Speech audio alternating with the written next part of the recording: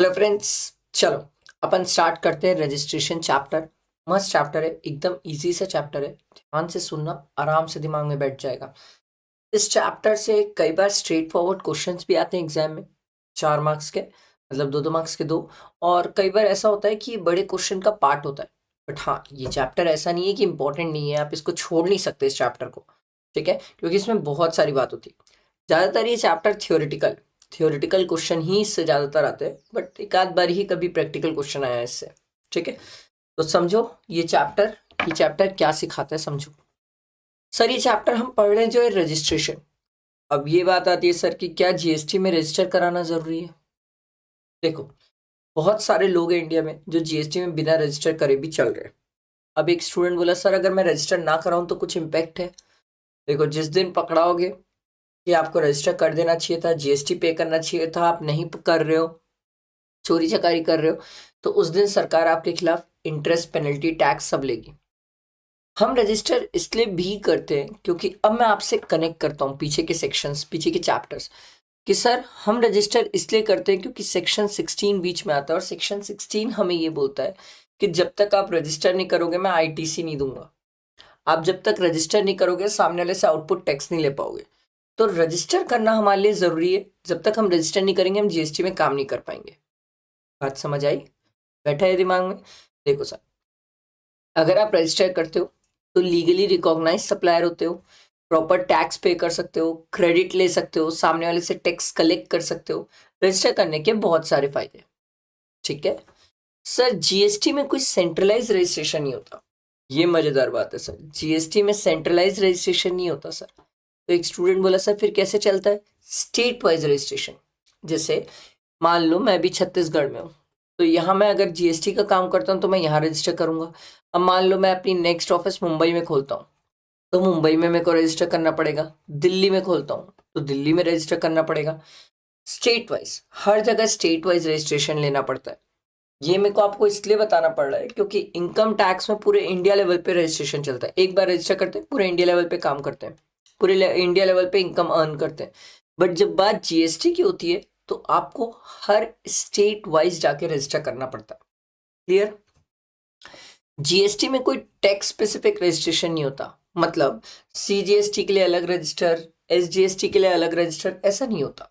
कोई पर्सन अगर जीएसटी में रजिस्टर है तो वो आदमी सी का भी काम कर सकता है, एस का भी काम कर सकता है, आई का भी काम कर सकता है, यूटी जीएसटी का भी काम कर सकता है, सब काम कर सकता है।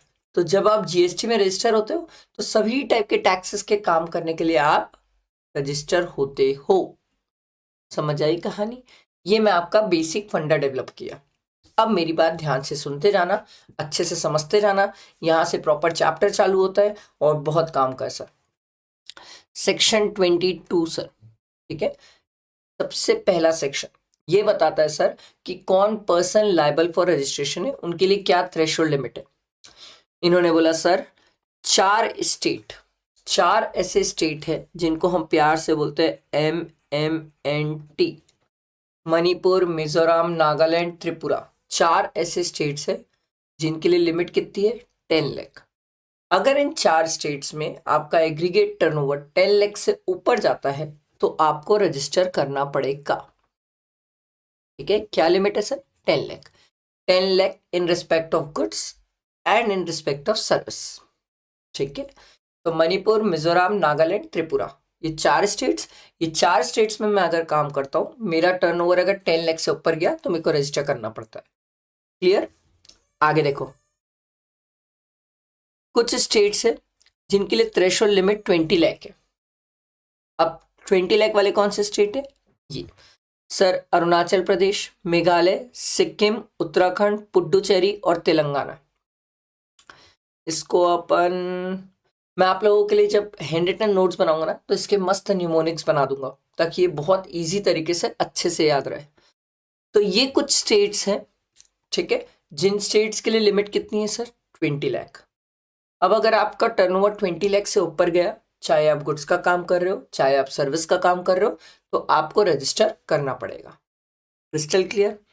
इसके अलावा इन्होंने बोला बाकी जितने भी स्टेट्स हैं, जैसे मैं छत्तीसगढ़ में रहता हूँ तो छत्तीसगढ़ यहाँ पर कवर्ड है। इन्होंने बोला सर जितने भी स्टेट्स है बाकी उन सब स्टेट्स के लिए सरकार ने क्रिस्टल क्लियर बोला, अगर आप सर्विस का काम करते हो तो 20 लाख की लिमिट है, अगर आप गुड्स का काम करते हो तो 40 लाख की लिमिट है, और अगर आप गुड्स एंड सर्विस दोनों का काम करते हो तो 20 लाख की लिमिट है। क्लियर हुआ? Crystal clear. आगे बढ़ते हैं, कुछ बातें और समझाता हूं। अब मान लो एक अच्छा एग्जाम्पल समझो, मान लो वर्धमान सर छत्तीसगढ़ में काम कर रहे हैं, ठीक है, एक्सक्लूसिवली गुड्स का काम करते हैं, तो उनके लिए लिमिट कितनी हो गई सर? 40 लाख। अब मान लो वर्धमान सर की एक ऑफिस मणिपुर में भी है, ठीक है। अब बात ये आ रही है सर, मणिपुर में भी वर्धमान सर गुड्स का ही काम कर रहे हैं। क्वेश्चन ये आ रहा है सर कि वर्धमान सर के लिए लिमिट अब 40 लाख रहेगी कि सर 10 लाख हो जाएगी? एक बात हमेशा याद रखना सर, अगर आप ये अदर स्टेट्स में काम करते हो जहां पर आपको 40 लाख की लिमिट मिलती है, और स्पेशल कैटेगरी स्टेट्स में काम करते हो जहां लिमिट 10 लाख रहती है, तो सर उस केस में आपके ऊपर 40 लाख की लिमिट अप्लाई नहीं होती है। आपके लिए लिमिट रिड्यूस हो जाती है कहां तक? 10 लाख। तो अब आपके लिए लिमिट कितनी मानी जाएगी सर? 10 लाख। समझ आया? तो वर्धमान सर भले ही एक्सक्लूसिवली गुड्स का काम कर रहे हैं, अब उनके लिए लिमिट 40 लाख नहीं रहेगी, 10 लाख रहेगी। तो जैसे ही 10 लाख के ऊपर जाएगा वर्धमान सर को रजिस्टर करना पड़ेगा। समझ आया? बैठा दिमाग में? क्लियर? Crystal clear? इसमें बहुत सारे स्टूडेंट्स को डाउट होता है, और भी कुछ पॉइंट्स है जो मेरे को लगता है कि जब मैं आप लोगों के लिए हैंड रिटन नोट्स के पॉइंट्स बनाऊंगा तो मैं उसमें आपको लिख के दूंगा, जो बहुत सारी चीज़ें हैं जो छोटी छोटी दिमाग में स्टूडेंट्स के आते हैं, जो डाउट होते हैं। मैं अभी भी बोलता हूँ, आप चाहो तो नोट कर सकते हो, मुझे कोई इशू नहीं है, ये सब चीज़ें आप नोट कर लो जो मैं बोलते जा रहा हूँ। यही सब तो नोट्स है सर, और क्या होते हैं? रनिंग नोट्स या वर्किंग नोट्स या क्लास नोट्स, यही नोट्स होते हैं। एक स्टूडेंट का मन में क्वेश्चन आया, सर मेरा एक क्वेश्चन था, मान लो वर्धमान सर छत्तीसगढ़ से गुड्स का काम करते हैं और सर मणिपुर में ना पेट्रोल बेच रहे हैं। बोला अच्छा। तो सर उसने मुझसे पूछा, सर अब इस केस में क्या आपकी टर्नओवर की लिमिट रिड्यूस होगी? मैं बोला नहीं यार, मणिपुर में मैं एक्सक्लूसिवली नॉन टैक्सेबल सप्लाई कर रहा हूँ, तो उस केस में मेरी लिमिट रिड्यूस नहीं होगी। तो एक स्टूडेंट बोला, सर मेरा भी एक डाउट, मान लो आप छत्तीसगढ़ में गुड्स का काम कर रहे हो और मान लो आप मिजोरम में एग्जेम्प्ट सप्लाई का काम कर रहे हो, एक्सक्लूसिवली एग्जेम्प्ट सप्लाई का, तो भी सर आपकी क्या लिमिट रिड्यूस होगी? नो, लिमिट रिड्यूस नहीं होगी।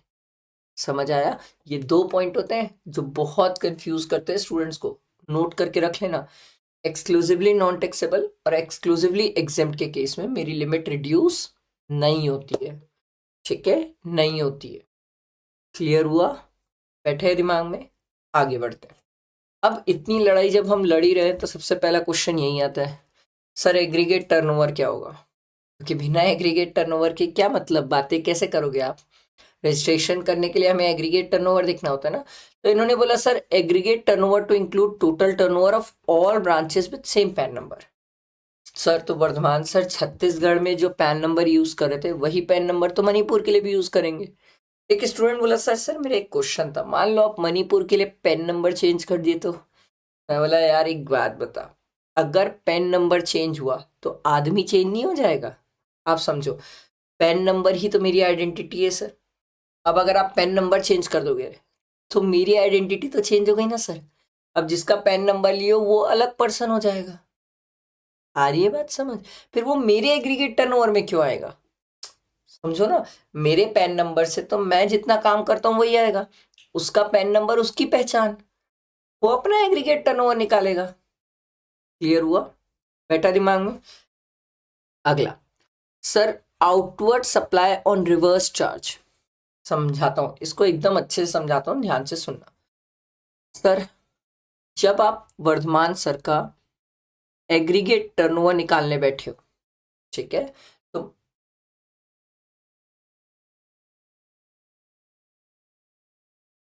देखो मैं आपको जो समझा रहा था वो ध्यान से सुनना।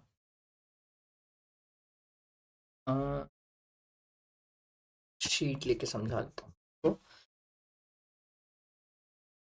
मान लो वर्धमान सर अपना एग्रीगेट टर्नओवर निकाल रहे हैं, ठीक है। तो एग्रीगेट टर्नओवर में उन्होंने सब चीजें ऐड कर ली, ठीक है, ऑल टैक्सेबल सप्लाईज वगैरह। अब ध्यान से सुनना, मान लो वर्धमान सर, ठीक है, इंश्योरेंस एजेंट है, ठीक है, और वो इंश्योरेंस कंपनी को सर्विसेज प्रोवाइड करते हैं। तो अपन सीख क्या है सर कि सर एक इंश्योरेंस एजेंट अगर इंश्योरेंस कंपनी को सर्विसेज प्रोवाइड करता है तो उस केस में आरसीएम में टैक्स पे करना होता है। किसको पे करना होता है?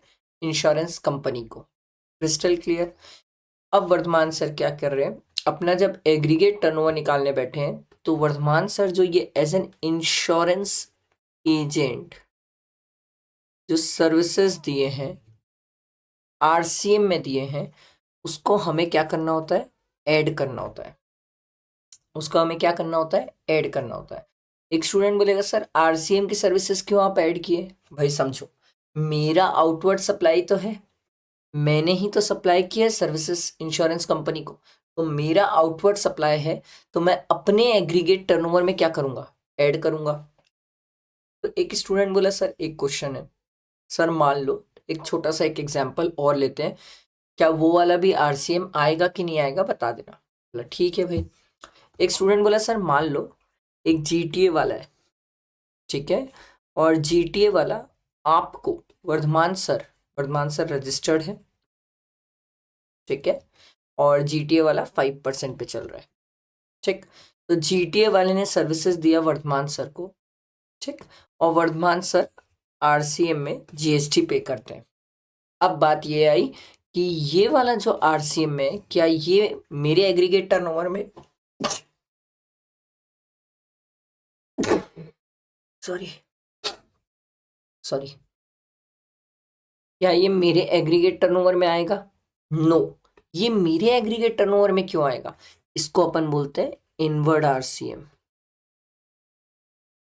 ठीक है, इसको बोलते हैं इनवर्ड आरसीएम। ये मेरे एग्रीगेट टर्नओवर में क्यों आएगा? ये किसके एग्रीगेट टर्नओवर में आएगा? जीटीए वाले के। अरे भैया उसने सर्विस दिया ना, मैंने थोड़ी दिया, मैंने तो रिसीव किया है। तो मेरे एग्रीगेट टर्नओवर में नहीं आएगा। मेरे एग्रीगेट टर्नओवर में कौन सा आरसीएम आता है? आउटवर्ड वाला आरसीएम आता है। क्लियर हुआ? आउटवर्ड वाला आरसीएम मेरे एग्रीगेट टर्नओवर में आएगा, इनवर्ड वाला नहीं आता। Clear?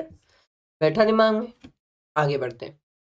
Aggregate turnover to include all supplies made on behalf of the principals, ठीक है।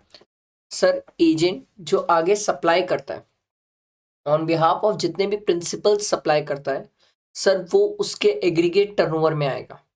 मतलब एजेंट हो सकता है सर एक प्रिंसिपल का एजेंट ना हो, बहुत सारे प्रिंसिपल्स हो जिनके एजेंट हो, ठीक है। तो अगर एक एजेंट मल्टीपल प्रिंसिपल्स का एजेंट है और वो सबके बिहाफ में सप्लाई करता है, तो सरकार बोली जो एजेंट प्रिंसिपल्स के बिहाफ में सप्लाई करता है, आगे अपने नाम से सप्लाई करता है, सरकार बोली उस केस में वो एजेंट के टर्नओवर में आएगा, ठीक है। ये अपन आगे पढ़ेंगे भी, सेक्शन 24 आएगा जहां पर अपन ये पढ़ेंगे कि एजेंट कंपलसरी रजिस्ट्रेशन में भी आता है, ठीक है। Supply of goods by job worker, अगर कोई जॉब वर्कर है, जॉब वर्कर पता है ना सर, कोई जो हमारे लिए सर इंटरमीडिएट या ट्रीटमेंट वाला प्रोसेस करके दे दे सर, जॉब वर्कर। अगर कोई प्रिंसिपल है जिसका कोई जॉब वर्कर हो और अगर जॉब वर्कर कोई चीज सप्लाई कर रहा है ऑन बिहाफ ऑफ प्रिंसिपल, तो वो किसके टर्नओवर में आएगा? प्रिंसिपल के टर्नओवर में आएगा, जॉब वर्कर के टर्नओवर में नहीं आएगा। बैठे हैं दिमाग में? क्लियर हुआ? ठीक है। और कोई पॉइंट जहाँ पर स्टूडेंट फंसते हैं? नहीं, ये मेजर पॉइंट्स है, मैंने सब कवर किए जहाँ पर स्टूडेंट सबसे ज्यादा फंस रहे हैं रजिस्ट्रेशन चैप्टर में, ठीक है। आगे बढ़ते हैं। सेक्शन 23 सर, कुछ ऐसे लोग हैं जिनको सरकार बोली रजिस्ट्रेशन की जरूरत ही नहीं है। मैं बोला बताओ कौन? सरकार बोली ऐसा कोई आदमी जो ऐसे गुड्स या सर्विसेज पे काम कर रहा है जो नॉट लाइबल टू टैक्स है। मैं बोला बताओ। Alcoholic liquor for human consumption, दारू वाले लोगों को बाहर किए। अगर आप एक्सक्लूसिवली दारू का काम करते हो तो उस केस में आपको वहां पर रजिस्टर नहीं करना पड़ेगा। क्यों करोगे भाई? ठीक है। अगला, ऐसा कोई पर्सन जो होली एग्जेम्प्ट वाला काम करता है, एक्सक्लूसिवली एग्जेम्प्ट गुड्स का काम करता है। एक्सक्लूसिवली एग्जेम्प्ट, इसमें तो लिस्ट पड़ी हुई है, लिस्ट है पूरी एग्जेम्प्ट की अपने पास। तो अगर कोई एक्सक्लूसिवली लिस्ट एग्जेम्प्ट का काम करता है, योगा ही ले लो। एक्सक्लूसिवली चैरिटेबल इंस्टीट्यूशन है और योगा का काम करता है, सरकार बोली चैरिटेबल एक्टिविटी है, एग्जेम्प्ट है। एक्सक्लूसिवली एग्जेम्प्ट का काम करते हैं, इनको भी रजिस्टर नहीं करना पड़ेगा। तीसरा है एग्रीकल्चरिस्ट। ठीक है, एग्रीकल्चरिस्ट, पर ये एग्रीकल्चरिस्ट कौन होना चाहिए पता है? इंडिविजुअल और एचयूएफ, ये दो ही एग्रीकल्चरिस्ट कवर्ड है सर। आप चाहो तो नोट करके रख लो, ये एग्रीकल्चरिस्ट सिर्फ दो हैं सर, इंडिविजुअल और एचयूएफ, इनके अलावा कोई और नहीं। ठीक है, इनके अलावा कोई और नहीं, ध्यान रखना। ठीक, तो ये तीन ऐसे लोग हैं जिनको सरकार बोली कि आपको रजिस्टर करने की जरूरत ही नहीं है, सेक्शन 23। क्लियर? आओ आगे बढ़ते हैं। इसके बाद कुछ छोटी छोटी बातें हैं। गवर्नमेंट ने कुछ नोटिफिकेशंस निकाले थे और नोटिफिकेशन से कुछ लोग थे जिनको सरकार ने एग्जेम्प्ट किया था रजिस्ट्रेशन से। पहला पॉइंट समझो सर, ऐसा कोई पर्सन जो ऐसा सप्लाई कर रहा है जो एक्सक्लूसिवली रिवर्स चार्ज में टैक्सेबल है। सर मतलब एकदम सिंपल सा एग्जांपल है, समझो सर, एक एडवोकेट है, वो जो सर्विसेज देता है, एडवोकेट की सर्विसेज या तो एग्जेम्प्ट है या तो आरसीएम में है ना। तो सरकार बोलती है एडवोकेट से हम कभी रजिस्ट्रेशन की बात करेंगे ही नहीं, क्योंकि वो जो सर्विसेज देता है या तो वो आरसीएम में होती है या तो वो एग्जेम्प्ट होती है, तो हम इससे रजिस्ट्रेशन की बात कभी नहीं करेंगे। पहला पॉइंट एग्जाम्पल के साथ। अगला, person supplying through e commerce, याद आया? Person supplying through e commerce, इसमें तो 9(5) की नोटिफाइड सर्विसेज होती है सर। गुड्स के केस में भी अब अलाउड हो गया है सर ई कॉमर्स के थ्रू। सर सर्विसेज के केस में तो पहले से अलाउड था सर। हाँ, पर याद रखना एक थ्रेशोल्ड लिमिट है, उस थ्रेशोल्ड लिमिट से ऊपर जाओगे तो फिर रजिस्टर करना पड़ जाएगा सर। ठीक है, अगला, सप्लायर ऑफ गुड्स, एक्सक्लूसिवली जो गुड्स का काम करते हैं, having an aggregate turnover not exceeding 40 lakh. ठीक है, कुछ ऐसे लोग जिनको सरकार बोली भाई हम 40 लाख की लिमिट देंगे, याद है ना मैंने आपको ऊपर बताया था सर, ये वाले ये कैटेगरी के जो लोग हैं इनको कितने की लिमिट मिलती है? 40 लाख की लिमिट मिलती है अगर ये एक्सक्लूसिवली गुड्स का काम करे। एक्सक्लूसिवली गुड्स मतलब सिर्फ गुड्स का काम करे। अगर गुड्स और सर्विसेज रहा तो लिमिट 20 लाख हो जाएगी। ठीक है, ठीक है। अब सरकार बोली 40 लाख की लिमिट कुछ लोगों पे अप्लाई नहीं होती है, मतलब कुछ लोगों को हम ये 40 लाख की लिमिट नहीं देंगे।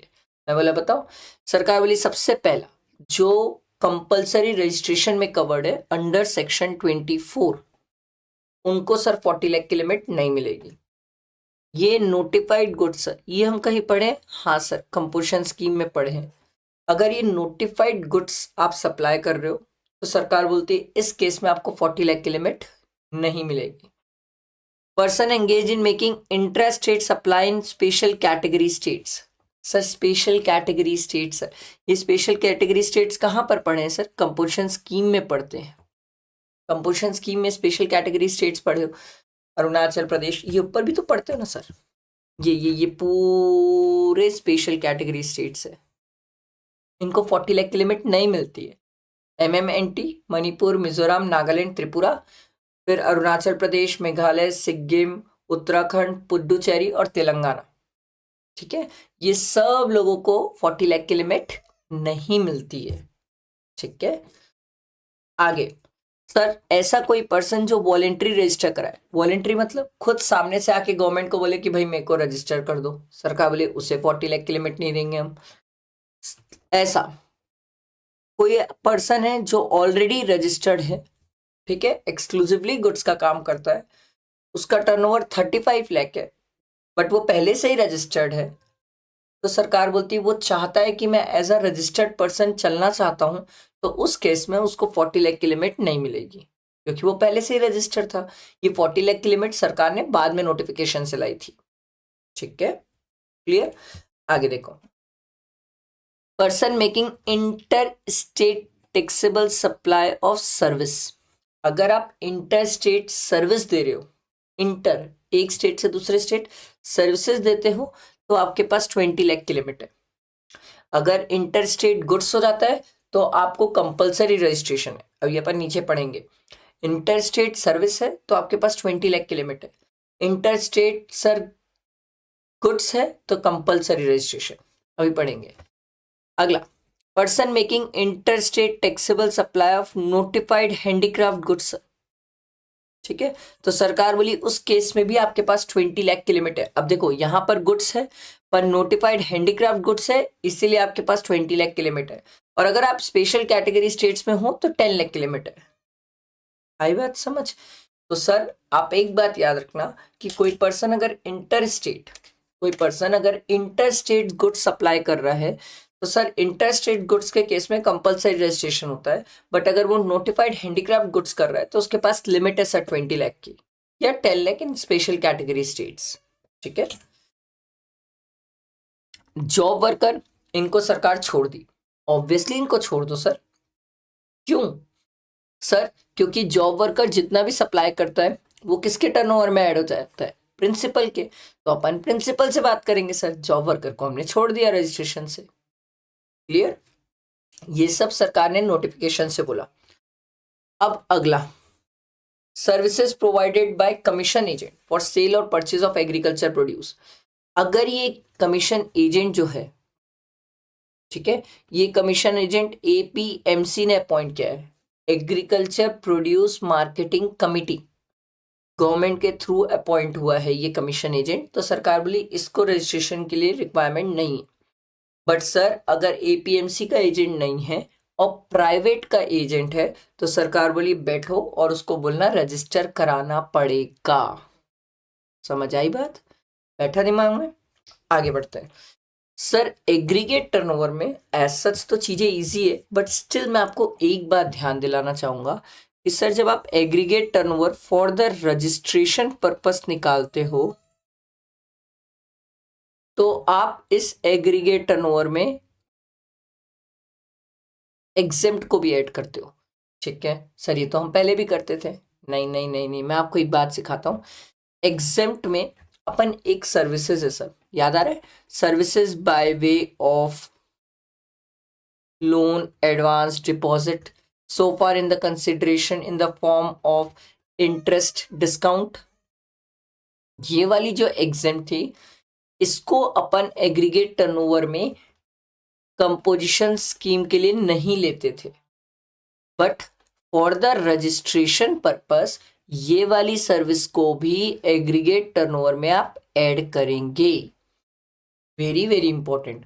और कोई चेंज नहीं है, बाकी एग्रीगेट टर्नओवर का मतलब सेम है, बस एक ही चेंज होता है। स्टूडेंट कंफ्यूज होते हैं कि सर एग्रीगेट टर्नओवर दो अलग अलग जगह अलग अलग बातें करता है।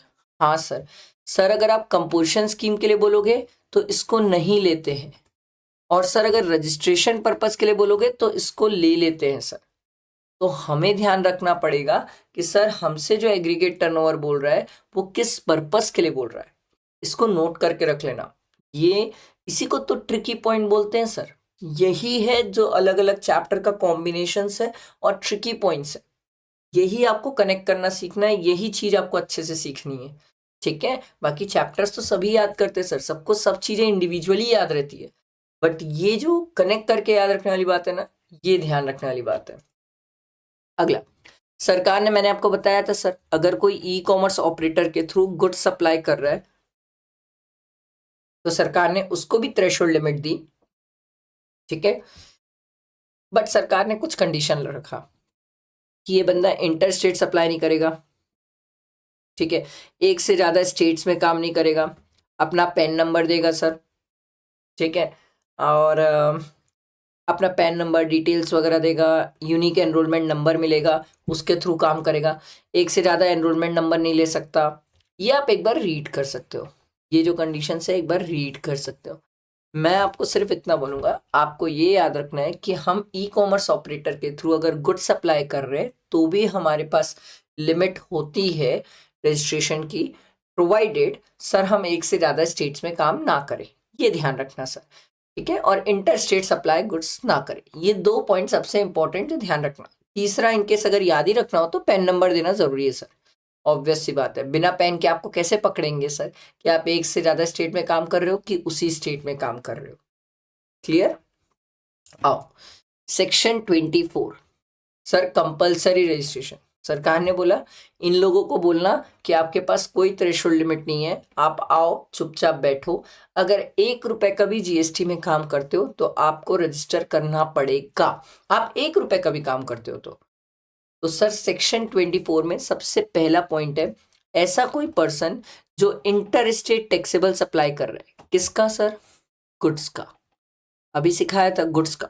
सर्विस के केस में आपके पास लिमिट है सर, सर्विस के केस में है, गुड्स के केस में इन्होंने बोला कोई लिमिट नहीं है।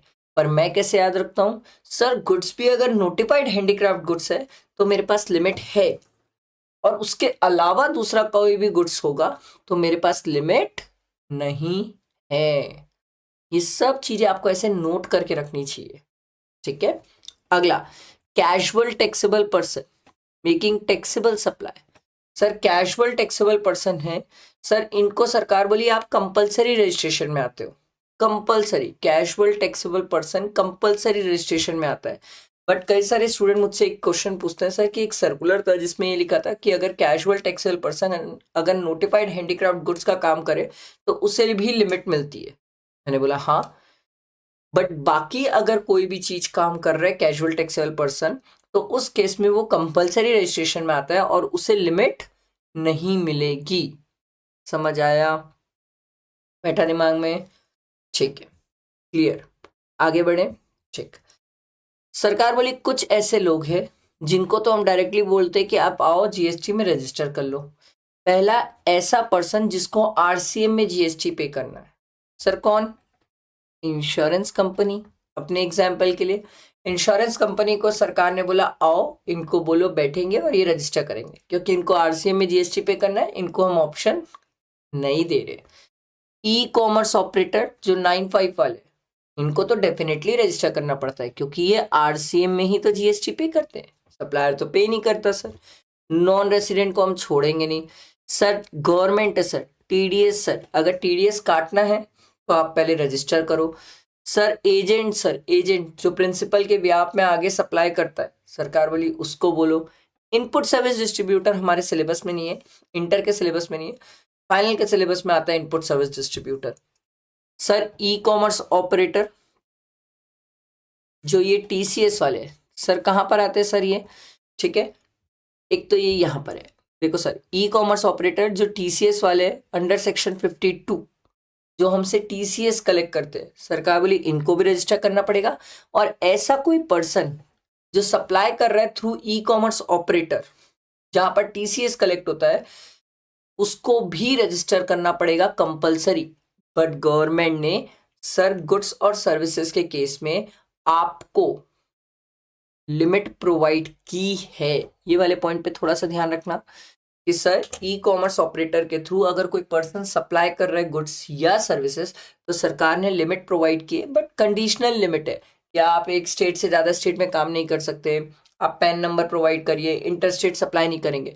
वो सब अगर आप कंडीशन आप कंप्लाई करते हैं तो आपके पास लिमिट है, और अगर आप वो कंडीशंस कंप्लाई नहीं करते हैं, मतलब मैं अगर एक ई कॉमर्स ऑपरेटर के थ्रू एक से ज्यादा स्टेट्स में काम करता हूं तो सरकार बोलती है उस केस में आप कंपलसरी रजिस्ट्रेशन के अंदर फॉल करते हैं।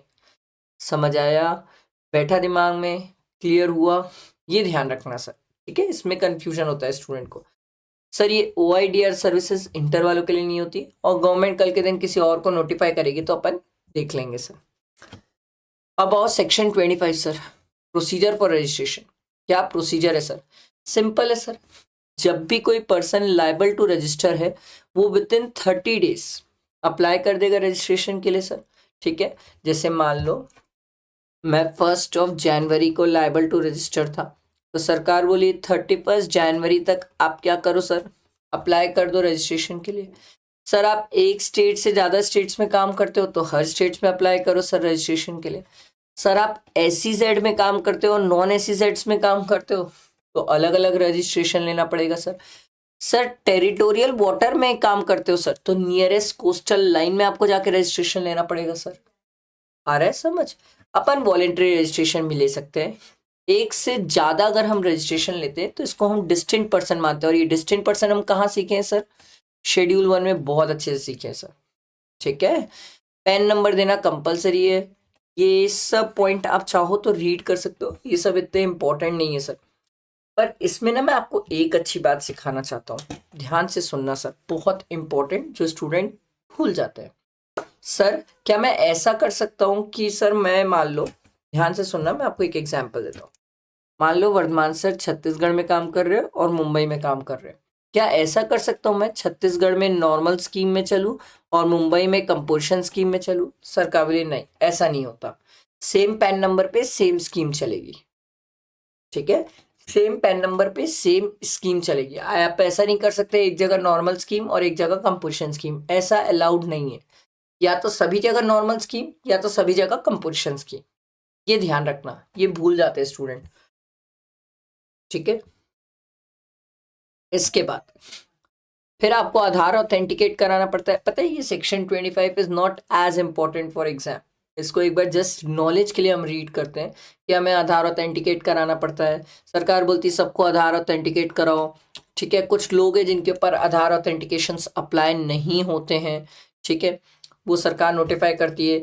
फिर आधार ऑथेंटिकेशन के लिए ये ऐसे पूरा मैंने चार्ट में प्रोवाइड किया है। आप एप्लीकेशन सबमिट करने के बाद आधार ऑथेंटिकेट कराओ। आपने अगर आधार ऑथेंटिकेट कराया, सब चीज सही निकला तो आरसी विद इन 7 डेज दे देंगे। अगर आपका आधार ऑथेंटिकेट नहीं हुआ तो फिर क्या होगा? प्रॉपर ऑफिसर आएगा आपके पास, फिर आपका फिजिकल वेरिफिकेशन होगा सर, प्लेस का। सर कि आप जिस जगह से बोल रहे हो बिजनेस कर रहे हो वहां से कर रहे हो कि नहीं। अगर वो सेटिस्फाइड हो गया तो आरसी ग्रांट कर देगा, नहीं सेटिस्फाइड हुआ तो शो कॉज कर देगा सर, और आपका आरसी कैंसिल भी कर सकता है सर। ठीक है, क्लियर हुआ सबको? बैठा दिमाग में? तो विद इन 7 डेज, 7 डेज के अंदर प्रॉपर ऑफिसर को सर चेक क्या बोलते हैं, मेरा आधार ऑथेंटिकेट चेक करना होगा सर। ठीक है, अगर मान लो 7 डेज के अंदर उसने कोई ऑब्जेक्शन नहीं लिया, 30 डेज के अंदर फिजिकल वेरिफिकेशन नहीं हुआ, या फिर 7 डेज के अंदर मैंने रिप्लाई किया बट उसने कोई रिस्पॉन्स नहीं किया, कौन कौन? जीएसटी ऑफिसर ने। तो इन सब केसेस में क्या मान लिया जाता है सर? डीम्ड अप्रूव मान लिया जाता है। डीम्ड अप्रूव मतलब मान लिया जाता है कि आप जीएसटी में रजिस्टर हो गए हो सर। मैं आपको समझाता हूँ। मान लो मैंने आधार ऑथेंटिकेट कराया, उसमें कुछ मिस्टेक निकली, तो सर जीएसटी ऑफिसर ने विद इन 7 डेज कुछ बोला ही नहीं।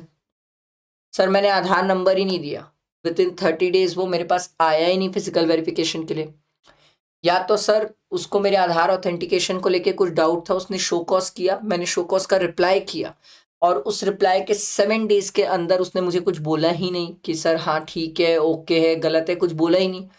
तो इन सब केसेस में अगर जीएसटी ऑफिसर लापरवाही करता है तो उस केस में सरकार ने बोला भाई एक आम आदमी क्यों भुगते, वो आम आदमी डीम्ड अप्रूव मान लिया जाएगा, उसका रजिस्ट्रेशन वैलिड मान लिया जाएगा।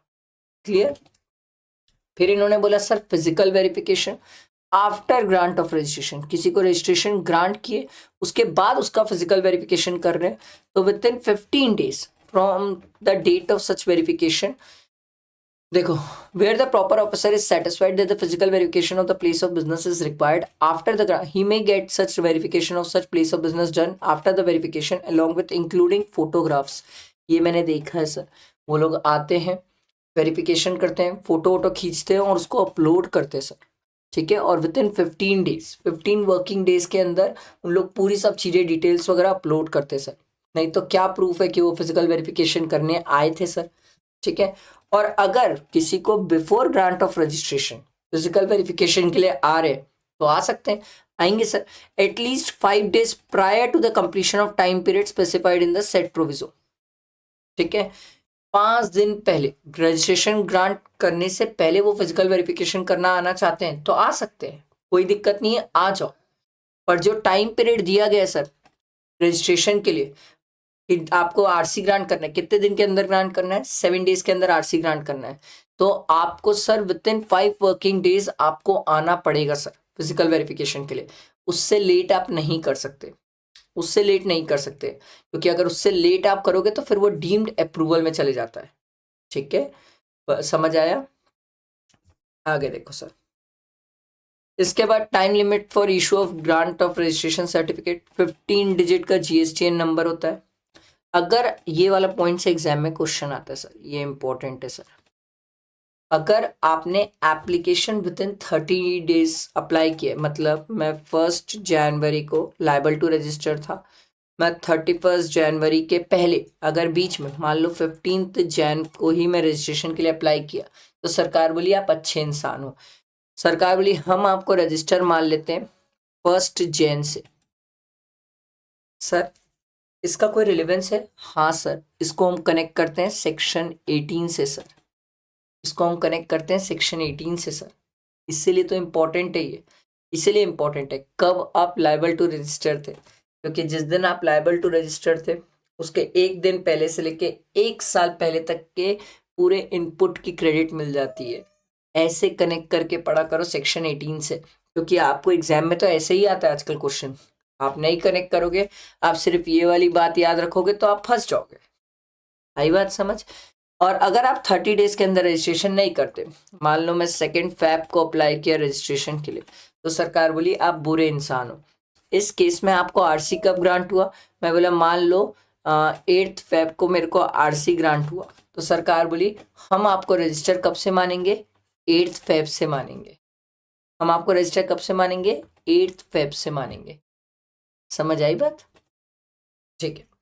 इसके बाद आप ये सिंपल पॉइंट याद रख सकते हो कि हमें बैंक डिटेल्स फर्निश करनी पड़ती है सर, ठीक है, within 30 days from the date of grant of registration, या फिर before furnishing the detail of outward supply of goods and services both under GSTR 1, दोनों में विच एवर इज अर्लियर तक हमें क्या देना पड़ता है? Bank details. ये एमसीक्यू में आता है सर कि हमें बैंक डिटेल्स कितने टाइम पीरियड के अंदर देना पड़ता है। इसके बाद अगर आप आधार ऑथेंटिकेट नहीं कराओगे तो ये वाला जो प्रोविजन है ये इंपॉर्टेंट होता है, फाइनल वालों के लिए बहुत इंपॉर्टेंट होता है, इंटर में ही नहीं पूछते हैं सर कि सर कल के दिन आपका रजिस्ट्रेशन कैंसिल किया गया है तो उसको रिवोक कराने के लिए आप नहीं जा पाओगे अगर आपने आधार ऑथेंटिकेट नहीं किया। तो इंटर वालों के लिए ये वाला पॉइंट ही बस काम का होता है, क्योंकि बाकी 2 पॉइंट उनके सिलेबस में ही नहीं होते हैं कि वो रिफंड के लिए एप्लीकेशन फाइल नहीं कर सकते, रिफंड नहीं फाइल कर सकते अंडर सेक्शन 96 और अंडर सेक्शन 89, रूल 89 और 96 है, ठीक है। फिर ये कौन कौन पर्सन आधार ऑथेंटिकेट करा सकता है ये आप पढ़ सकते हो सर।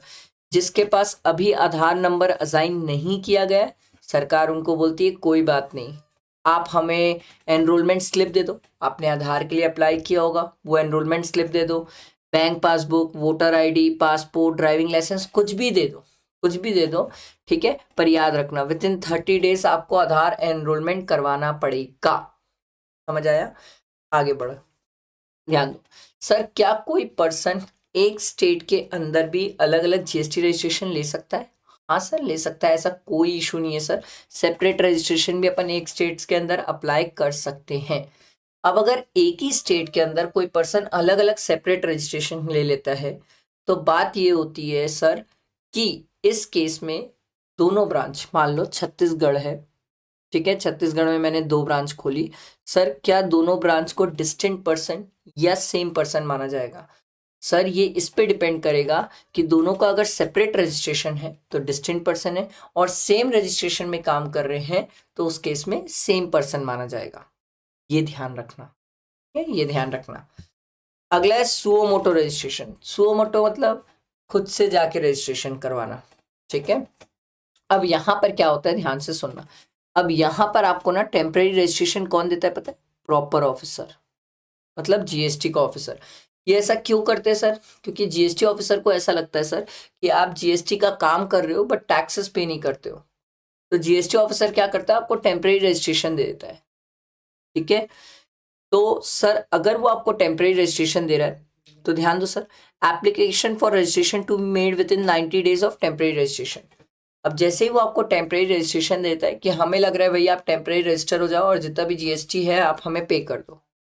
अब कल के दिन आपको लग रहा है हाँ यार मैं चोर चमार था, मेरे को अब प्रॉपर सही में रजिस्टर कर लेना चाहिए, तो सरकार बोलती कोई दिक्कत नहीं, आप जैसे ही हम आपको टेम्परेरी रजिस्ट्रेशन ग्रांट किए उसके विद इन 90 डेज आप अप्लाई कर लो रजिस्ट्रेशन के लिए, ठीक है।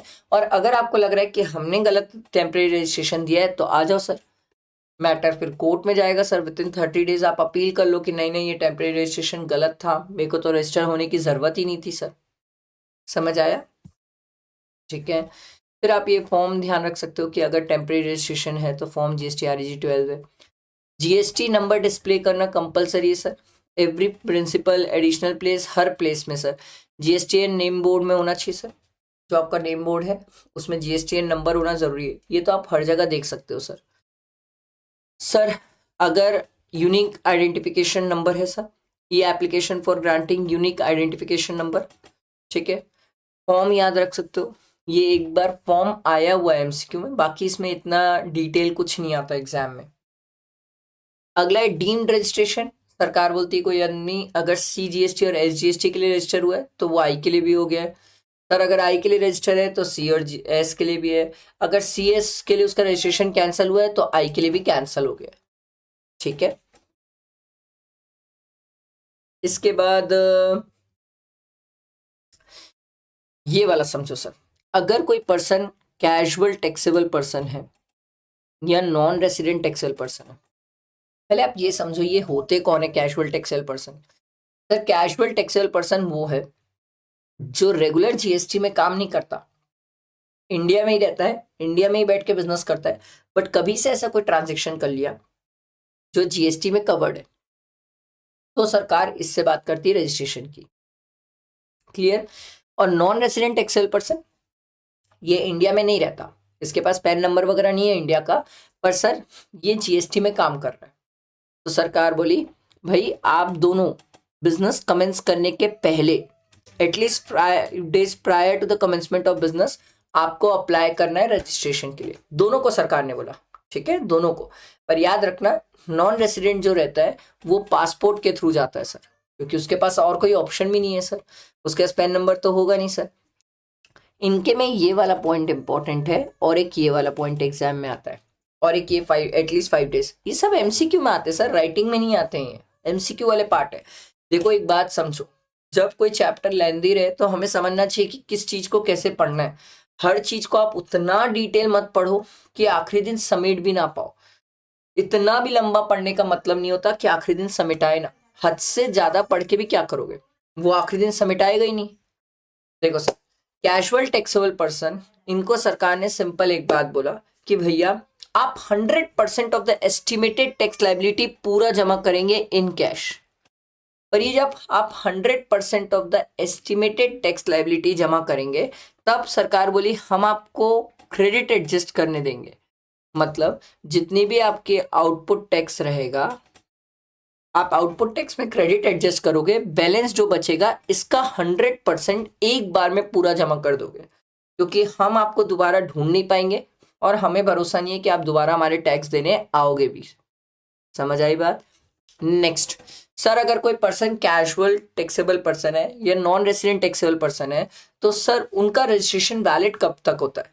सरकार बोली देखो मैक्सिमम 90 डेज होता है, या फिर पीरियड स्पेसिफाइड फॉर रजिस्ट्रेशन और 90 डेज, दोनों में विच एवर इज अर्लियर। तो मैक्सिमम कितना टाइम पीरियड होता है 90 डेज। ये एग्जाम में लिखने को आता है, थ्योरी के सेंस में लिखने को आता है सर, ठीक है।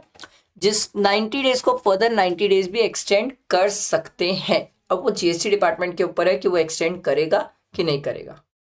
समझ आया? बैठा दिमाग में? क्लियर हुआ? ठीक है। इसके बाद अमेंडमेंट ऑफ रजिस्ट्रेशन। अब देखो आप अगर रजिस्ट्रेशन कराते हो तो क्या सर हम रजिस्ट्रेशन में कुछ अमेंडमेंट भी कर सकते हैं। मतलब मान लो कल के दिन मैंने GST में रजिस्टर कराया, रजिस्टर कराने के बाद मेरे को लगा यार मेरे को मोबाइल नंबर चेंज करना है, ईमेल आईडी चेंज करना है। सरकार बोली कर सकते हो। देखो इन्होंने बोला चेंजेस दो टाइप के होते हैं, एक होता है नॉन कोर एरिया चेंज, मतलब छोटे मोटे चेंज, और एक होता है कोर एरिया चेंज। मैं बोला दोनों में डिफरेंस क्या है, बोले बहुत डिफरेंस है, समझो इसको। जो नॉन कोर एरिया चेंज है जैसे मोबाइल नंबर चेंज करना, ईमेल आईडी चेंज करना, ये तो आप OTP से चेंज कर लो, हमें कोई दिक्कत नहीं है। इसको आप आराम से OTP से चेंज कर सकते हो, इससे हमें कोई दिक्कत नहीं। बट अगर कोर एरिया से रिलेटेड चेंजेस है, बड़े चेंजेस है, मैं बोला कोर एरिया से रिलेटेड, बोले देखो आप बिजनेस का नेम चेंज कर रहे हो, एड्रेस ऑफ प्रिंसिपल प्लेस या एडिशनल प्लेस चेंज कर रहे हो, कोई पार्टनर, कर्ता, एचयूएफ, डायरेक्टर, इनको चेंज कर रहे हो, सरकार बोली ये सब ना हम बड़े चेंज मानते हैं। और अगर ये बड़े चेंज है तो जैसे ही ये चेंज करते हो आप, विद इन 15 डेज आपको ये चेंजेस के बारे में डिटेल्स बताना पड़ेगा सर। ठीक है, विद इन 15 डेज आपको ये डिटेल्स शेयर करना पड़ेगा डिपार्टमेंट को कि भाई हमने अपना डायरेक्टर बदला है, हमने अपना कर्ता बदला है, या हमने सर कोई भी बड़े चेंजेस किए, कोर एरिया के चेंजेस। अब ये कोर एरिया के चेंजेस जो हैं, ठीक है, ये इफेक्टिव कब होंगे सर? ठीक है,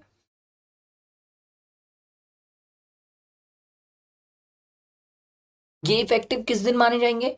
ये इफेक्टिव उस दिन माने जाएंगे जिस दिन जीएसटी डिपार्टमेंट आपको बोलेगा हाँ सर हम आपके चेंजेस से सेटिस्फाइड है, क्योंकि कोर एरिया का चेंजेस है तो वो वेरीफाई करेगा सर। तो एक स्टूडेंट बोला सर सर सर एक क्वेश्चन था मेरा कि सर मान लो अगर नॉन कोर एरिया का चेंज है, छोटा मोटा चेंज है, तो फिर वो कैसे एप्लीकेबल होता है? सरकार बोली वो ना थ्रू ओटीपी ही एप्लीकेबल हो जाता है, मतलब थ्रू ओटीपी हम उसको वेरीफाई कर लेते हैं और वो चेंजेस इमीडिएट इफेक्ट होते हैं।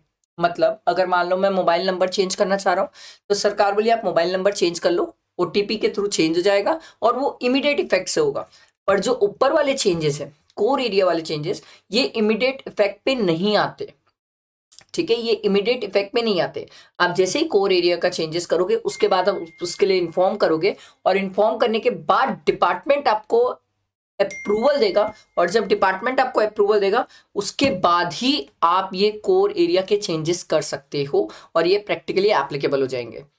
अगर मान लो उन्होंने रिजेक्ट कर दिया तो जो चेंजेस आप किए थे वो चेंजेस नलीफाई हो जाएंगे। सर एग्जाम पर्पस के लिए डैम इंपॉर्टेंट है? नहीं, जस्ट एक बार रीड करके निकल जाना कि कोर एरिया के चेंजेस और नॉन कोर एरिया के चेंजेस क्या होते हैं, इससे ज्यादा इसको नहीं पढ़ने की जरूरत है। ठीक है, आ रही बात समझ? इन सबको आपको रीड करना है तो एक बार रीड कर सकते हो सर। देखो रजिस्ट्रेशन चैप्टर वैसे ही थियोरेटिकली बहुत बल्कि है, जबरदस्ती और बल्कि ना करो, इसको मत पढ़ो, उतना फालतू है। सेक्शन 29, आहा, इसको तो मतलब जान लगा दो, जी जान लगा दो और घोट के पी जाना इसको। कुछ है ऐसे सेक्शन रजिस्ट्रेशन में जिसको पढ़ने में दम लगाना चाहिए, जिससे आता है एग्जाम में और बड़े गजब क्वेश्चंस आते हैं। वो core area non core area आया ही नहीं एग्जाम में, एक बार आया सर, वो भी तब आया था जब उसमें अमेंडमेंट हुआ था, उसके अलावा आया ही नहीं है वो। तो ये सब में ध्यान दो ना सर, ये तो ऐसा है कि हर 2 अटेम्प्ट 3 अटेम्प्ट में एक बार पूछ देते हैं। कैंसलेशन और सस्पेंशन ऑफ रजिस्ट्रेशन, सर ये क्या होता है सर? अब क्या होता है, मैं जीएसटी में रजिस्ट्रेशन लिया, अब मेरे को लग रहा है यार मेरा जीएसटी में रजिस्ट्रेशन फालतू है, मेरा टर्नओवर कम हो गया है, मैं बिजनेस बंद कर रहा हूं, तो मैं रजिस्ट्रेशन अपना कैंसिल कर सकता हूं सर।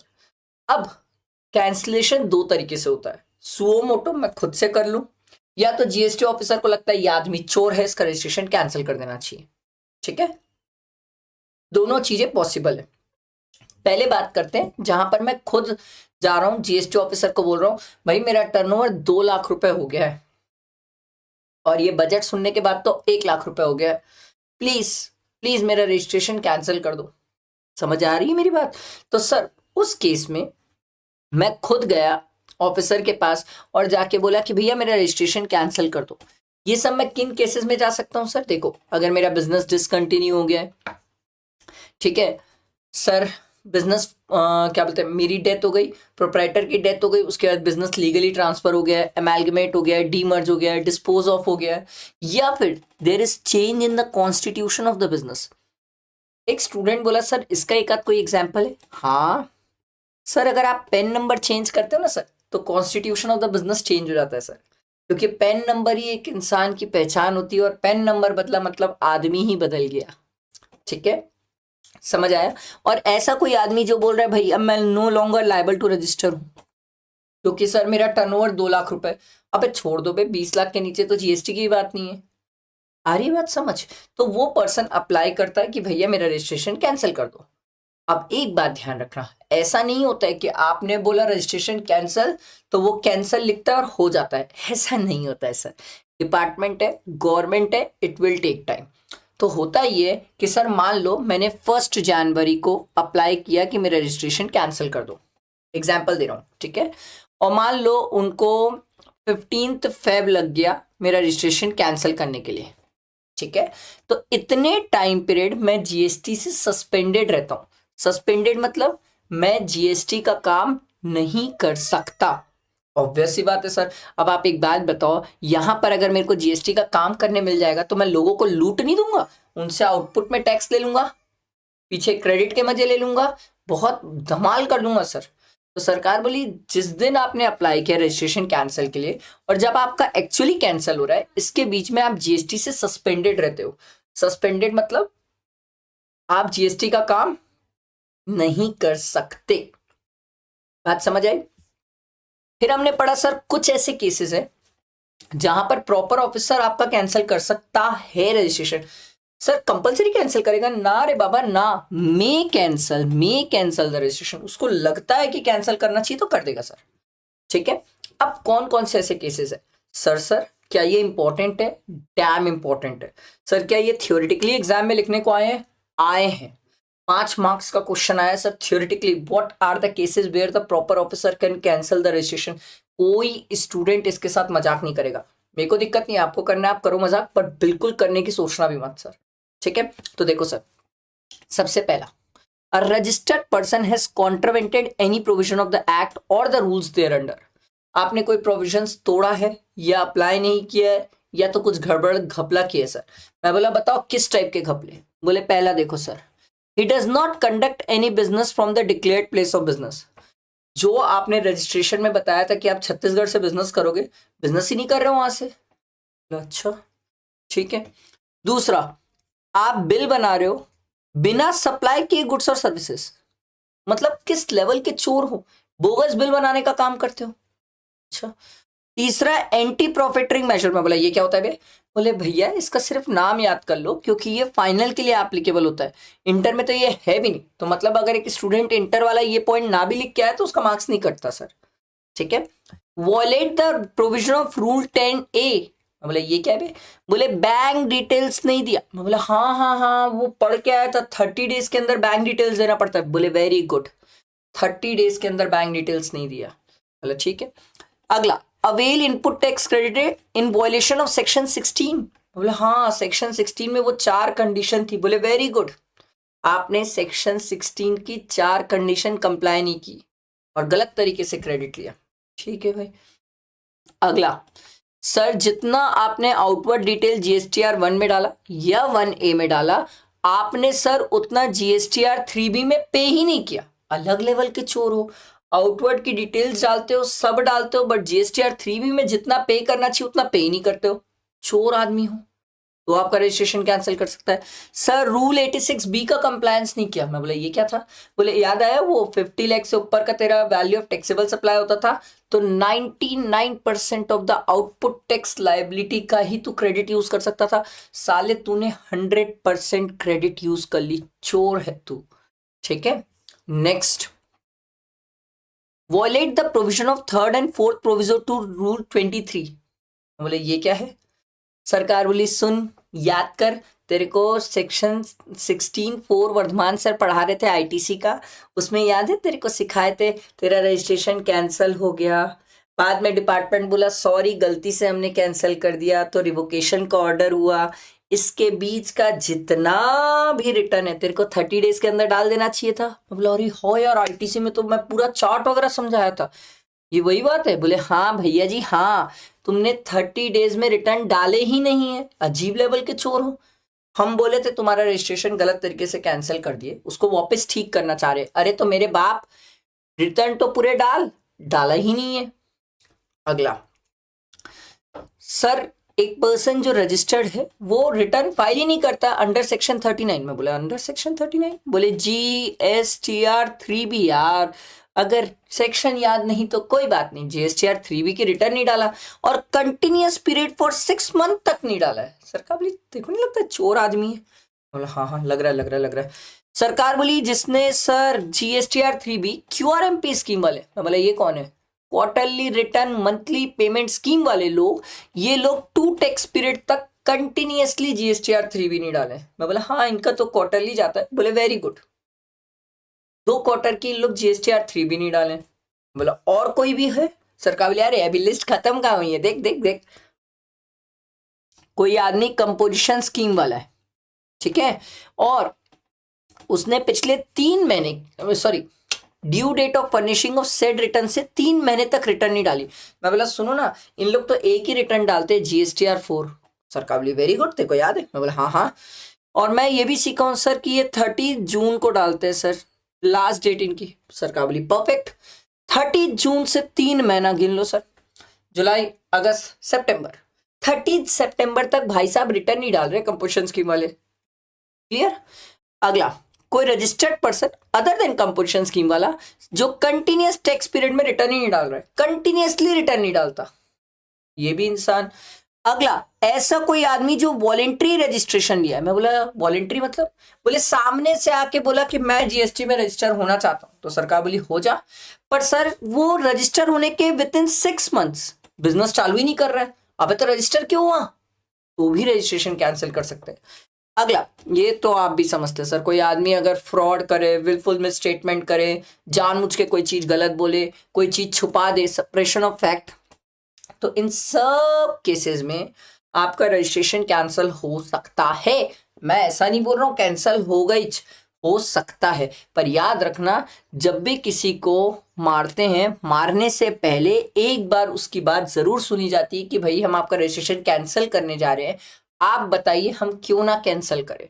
एक बार आपको अपॉर्चुनिटी ऑफ बीइंग हर्ड देंगे, और जब तक प्रोसीडिंग चल रहा है आप जीएसटी से रजिस्ट्रेशन में सस्पेंडेड हैं, मतलब आप जीएसटी का काम नहीं कर सकते। बैठा दिमाग में, जीएसटी का काम नहीं कर सकते। तो एक आदमी बोला अच्छा हुआ मेरा रजिस्ट्रेशन कैंसिल कर दिए, मेरा जीएसटी पे करने का बन रहा था 1 लाख रुपए, मैं नहीं दूंगा। सरकार बोली पागल है बे, तेरा रजिस्ट्रेशन कैंसिल भी कर देंगे ना तो जो तेरी लाइबिलिटी है ना पुरानी वाली, वो तेरे को पे करना ही पड़ेगा, तू उसको पे करने से नहीं बच सकता। बोला अच्छा ऐसा भी है क्या? और बोले कैंसल अगर तेरा SGST और UTGST में किए तो वो CGST में भी कैंसलेशन माना जाएगा। जैसे ही कैंसलेशन होगा सर, तुम्हारे पास जितनी भी स्टॉक की ITC पड़ी हुई है और जो आउटपुट टैक्स जो तुम्हारा है, दोनों में whichever is higher government को पे करना पड़ेगा। ऑब्वियस सी बात है, अब आप क्रेडिट यूज कर नहीं सकते, और आउटपुट में जितना टैक्स आपका बनता है वो आपको सरकार को देने का बनता है। तो सरकार बोली दोनों में विच एवर इज हायर जो रहेगा वो आपको हमें पे करना पड़ेगा। मैं बोला फिर कैपिटल गुड्स का कैसे करोगे? बोले वो प्रोपोर्शनेट करते हैं। मैं बोला ये कहां पर सीखा हूं मैं? बोले सेक्शन 18 याद है? सेक्शन 18 में सीखा था कैपिटल गुड्स जिनकी लाइफ 5 ईयर्स मानी जाती है, फिर प्रोराटा प्रपोर्शनेट करते हैं अपन, डिवाइडेड बाय 60 करते हैं, मंथ्स करते हैं, जितने टाइम पीरियड हम मंथ के लिए यूज किए। मैं बोला अच्छा हाँ यार, हाँ ठीक ठीक ठीक ठीक ठीक, ये वैसे होगा सर। क्लियर हुआ? आओ सर, इसके बाद आपको इसके बाद ये जो प्रोसीजर है, आप ये प्रोसीजर वाले पॉइंट्स आप एक बार रीड कर सकते हो कि आपका रजिस्ट्रेशन कैंसिल के लिए जाएगा। फिर अगर आप उनके कैंसिलेशन के रजिस्ट्रेशन मतलब रजिस्ट्रेशन कैंसिलेशन के ऑर्डर से अगर सेटिस्फाइड नहीं हो तो फिर आप डिपार्टमेंट से लड़ लो, फिर शो कॉज होगा, फिर रिप्लाई होगा, फिर ऑर्डर पास होगा। ये आप रीड कर सकते हो, ये दिस इज नॉट इम्पोर्टेंट, आप एक बार रीड कर लो काफी है। हाँ, ये अगर इन केस याद रखना हो तो application for cancellation of registration with in 30 days, ये थोड़ा सा ध्यान रखना, ठीक है। इसके अलावा ये वाली बात ध्यान रख लेना, एक बार एग्जाम में आई हुई है कि सर अगर कोई पर्सन है जिसका रजिस्ट्रेशन कैंसिल कर रही थी डिपार्टमेंट, और वो आदमी इतना अच्छा निकला, देव मानुस निकला, उसे लगा सर मेरा रजिस्ट्रेशन कैंसिल हो रहा है, तो उसने क्या किया, जितने भी पेंडिंग रिटर्न्स है, जीएसटी की लायबिलिटी सब पे कर दिया। तो सरकार बोलती है उस केस में जो हम आपका रजिस्ट्रेशन कैंसिल कर रहे थे हम उसे ड्रॉप कर देंगे, मतलब हम आपका रजिस्ट्रेशन कैंसिल नहीं करेंगे। अबे क्यों करोगे सालो, मेरे से रिटर्न मिल गई, मेरे से टैक्स मिल गया, अब क्यों करोगे मेरा कैंसिल? ठीक है, आई बात समझ? सस्पेंशन ऑफ रजिस्ट्रेशन मैंने आपको समझाया सर। सस्पेंशन कब होगा सर? सिंपल सा कंसेप्ट है सर। सस्पेंशन तब होता है सर जब आपका रजिस्ट्रेशन कैंसिल के लिए और मतलब अप्लाई होता है, और जिस दिन कैंसिल होता है उसके बीच का टाइम पीरियड आप जीएसटी से सस्पेंडेड रहते हो, आप काम नहीं कर सकते सर। ठीक, एक और केस अच्छा है याद रखने वाला कि सर अगर आपके अकाउंट में सिग्निफिकेंट डिफरेंसेस और एनोमलीज मिला रिटर्न में, ठीक है, मतलब सरकार बोलती है इनवर्ड और आउटवर्ड का डिटेल, या आउटवर्ड का डिटेल और जीएसटीआर 3 भी मैच नहीं कर रहा है। आप कुछ भी डाल रहे हो, जीएसटीआर 1 में जितनी लाइबिलिटी दिखा रहे हो जीएसटीआर 3 भी में पे ही नहीं कर रहे हो सर। आपका एनोमोलीज है, डिफरेंसेस है, आते हैं सर, डिफरेंसेस आते हैं सर, आते हैं, विश्वास करो। लोग जो एनुअल रिटर्न डालने बैठते हैं ना सर, उनसे पूछना, वो डिफरेंसेस देखते हैं। इसी डिफरेंसेस को तो मैच करना रहता है सर, इन्हीं डिफरेंसेस को तो मैच करना रहता है एनुअल रिटर्न डालने से पहले। क्योंकि अगर आप इन डिफरेंसेस को मैच नहीं किए तो लिख के ले लो सर, आपके पास नोटिस आ जाएगी और आप लंबे से जाओगे सर। तो ये डिफरेंसेस अगर हैं तो वो आपका रजिस्ट्रेशन सस्पेंड कर सकते हैं, जरूरी नहीं है करेंगे, कर सकते हैं सर। और अगर आपने रूल 10 है, bank details with in 30 days नहीं दी तो भी आपका रजिस्ट्रेशन सस्पेंड कर सकते हैं। क्लियर हुआ बात, बैठा दिमाग में? ठीक है, इसके बाद और क्या चीज है ना, इसके बाद तो ठीक है, ये है सर। और sir revocation for cancellation of registration. Sir मेरा रजिस्ट्रेशन कैंसल हो गया, ठीक है। अब कैंसल हुआ तो मैंने डिपार्टमेंट को बोला आपने मेरा गलत तरीके से रजिस्ट्रेशन कैंसिल किया है सर, आप उसको रिवोक करो। तो सर ये रिवोक करने के लिए, मुझे अप्लाई करने के लिए इन्होंने बोला sir with in 90 days from the service of cancellation order. जिस दिन उन्होंने मुझे कैंसलेशन ऑर्डर दिया है उसके विद इन 90 डेज मुझे अप्लाई करना पड़ेगा, एप्लीकेशन देना पड़ेगा कि भाई आपने मेरा रजिस्ट्रेशन गलत तरीके से कैंसिल किया, कैंसिल नहीं होना चाहिए था। तो वो मेरी बात सुनेंगे, उसके बाद उनको जो ठीक लगेगा वो वैसा ही करेंगे सर। जो ठीक लगेगा, उनको लगेगा नहीं मेरी बात सही थी तो मेरा रजिस्ट्रेशन वैलिड कर देंगे। उन्हें लगता है नहीं मैं बकवास कर रहा हूं तो मेरा रजिस्ट्रेशन कैंसिल ही रहेगा सर, ठीक है। हाँ, ये 90 डेज को फर्दर 90 डेज और एक्सटेंड करा जा सकता है, जो मैक्सिमम कहाँ तक जा सकता है, 180 डेज सर, ठीक है। ये मैंने आपको बता चुका है सर। पेंडिंग रिटर्न्स आपको 30 डेज के अंदर फाइल करना पड़ेगा, ये सेम कहानी है सर। कैंसलेशन हो भी जाएगा तो भी आपको पुराने रिटर्न्स, टैक्स वगैरह सब पे करना पड़ेगा, ये मैंने आपको बता दिया। ये आप रीड कर सकते हो, ये सब चीजें मैंने आपको बता दी है सर, ये सब मैंने ऊपर आपको एक्सप्लेन किया, आप इसको वापस रीड कर सकते हो, ठीक है। Order for approval of restoration application with in 30 days. Sir order for approval 30 days है और disposal of application with in a period of 30 days है सर, ठीक है। आई बात समझ? बस ये इतना ही है सर, ठीक है। क्लियर हुआ? ये हमारा रजिस्ट्रेशन चैप्टर सिंपल था, इजी था, कुछ ही इंपॉर्टेंट बातें थी जो मैंने बहुत अच्छे से आपको समझाया। स्टिल आपको कोई डाउट्स है तो मुझसे पूछ सकते हो। तो ये हमने रजिस्ट्रेशन कंप्लीट किया, आई होप बहुत हेल्प किया होगा ये चैप्टर। अभी और भी आगे चैप्टर आने वाले, टैक्स इनवॉइस है और कौन सा अकाउंट्स रिकॉर्ड्स है, पेमेंट ऑफ टैक्स है, बहुत सारे चैप्टर्स, सभी का रिवीजन आएगा। तो आपको मेरे साथ रहना है, इस चैनल पे बने रहो, इस चैनल पे टैक्स की बहुत सारी चीजें सर, ठीक है। चलो, थैंक यू।